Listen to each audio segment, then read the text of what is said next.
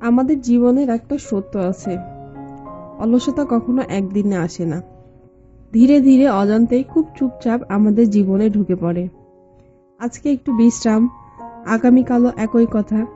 এইভাবে একসময় সেটা আমাদের পুরো জীবনকে নিজের মতো করে সাজাতে শুরু করে।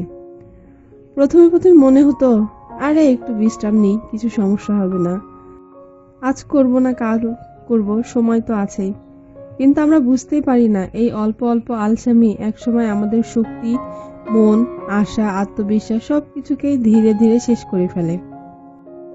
অলস জীবনের সবচেয়ে বড় কষ্ট হলো একসময় শরীর ভারী লাগে, পা তুলতে কষ্ট হয়, মাথা যেন কুয়াশায় ভরা।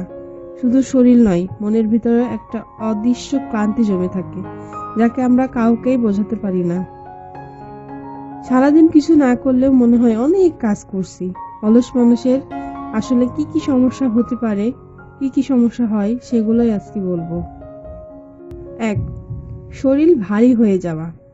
অলসতা মানে চলাফেরা কম, এতে শরীরে চর্বি জমে, পেট বড় হয়, ওজন নিয়ন্ত্রণের বাইরে চলে যায়।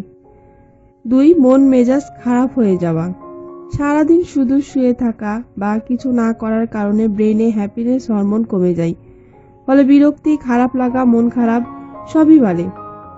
3. শক্তি কমে যাওয়া বা লো এনার্জি। যে শরীর যত কম কাজ করে তার এনার্জি তত কমে যায়। অলস মানুষের ছোট কাজকেও ক্লান্তি লাগে। 4. কাজ ফেলে রাখার অভ্যাস।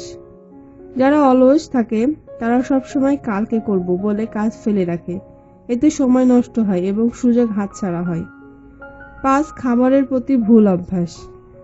অলস লোকেরা সাধারণত জাঙ্ক ফুড বেশি খায়, পানি কম খায়। এই অভ্যাসগুলোই শরীরকে আরো দুর্বল করে তোলে।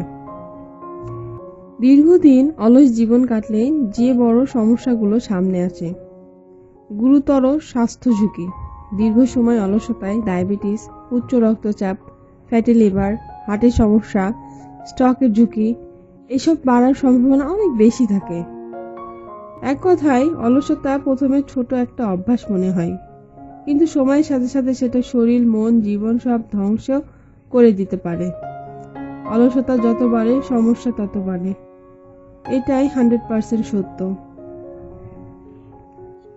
অলসতা খারাপ নয়, খারাপ হলো অলস জীবনকে নিয়ন্ত্রণ করতে না পারা। আপনি শক্তিশালী, আপনি পরিবর্তন করতে পারবেন। শুরুটা ছোট হোক, কিন্তু হোক আজই।